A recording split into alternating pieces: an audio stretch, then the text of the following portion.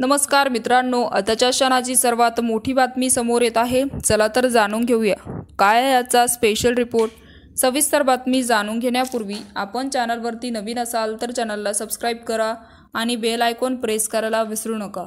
शरद पवारांच्या राष्ट्रवादी काँग्रेसचे आमदार आणि त्यांचे नातू रोहित पवारांच्या समर्थकांनी मोठ्या उत्साहाने त्यांचे नाव भल्या मोठ्या पोस्टरवर भावी मुख्यमंत्री म्हणून लिहून पोस्टर महामार्गावर झळकवले। पण पोस्टरचे या भावी मुख्यमंत्र्यांना ते पद मिळायचे तर सोडा, पण विधानसभाचा मतदारसंघ गमवायचा धोका निर्माण झालाय। कारण कर्जत जामखेड मतदारसंघावर आता काँग्रेसने थेट दावा ठोकला तर रोहित पवारांचा कर्जत जामखेडशी काहीही संबंध नाही। त्यांनी बारामतीला निघून जावे आणि कर्जत जामखेडची जागा जी मुळातच काँग्रेसचा बालेकिल्ला आहे ती महाविकास आघाडीने काँग्रेसला परत करावी, अशी एकमुख मागणी कर्जत तालुक्यातल्या काँग्रेसच्या सगळ्या नेत्यांनी एकत्रित येऊन केली। केवळ अशी मागणी करून काँग्रेसचे नेते थांबले नाही तर त्याची कर्जत जामखेड जागा महाविकास आघाडीने काँग्रेसला सोडली तर तिथे सांगली लोकसभा मतदारसंघासारखी बंडखोरी करून रोहित पवारांना पाडण्याचा इशारा दिला। सांगली लोकसभा मतदारसंघात वसंतदादा पाटलांचा बालेकिल्ला मानला जातो, त्याचमुळे तिथे त्यांच्या वारसदारांनी महाविकास आघाडीत आपला दावा ठोकला। पण उद्धव ठाकरेंच्या शिवसेनेने ती जागा हट्टेने खेचून घेऊन तिथे लोकसभासाठी आपला उमेदवार उभा केला।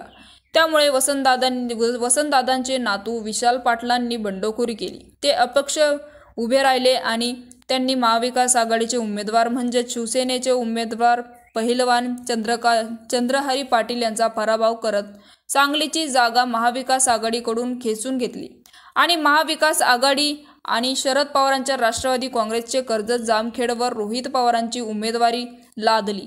तर त्याच देखील असा पराभव करण्याचा इशारा काँग्रेसच्या नेत्यांनी दिला होता। तर 2019 मध्ये कर्जत जामखेडमध्ये आले त्यावेळी अखंड राष्ट्रवादी काँग्रेस असताना अजित पवारांनी त्यांनी तेथून उमेदवारी देऊन निवडून आणले।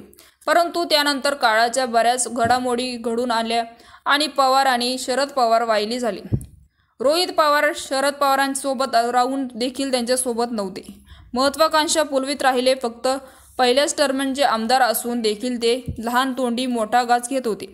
पंतप्रधान नरेंद्र मोदी, केंद्रीय अर्थमंत्री निर्मला सीतारामन यांच्यापासून अनेक विविध धोरणावर उपदेश राहिले होते।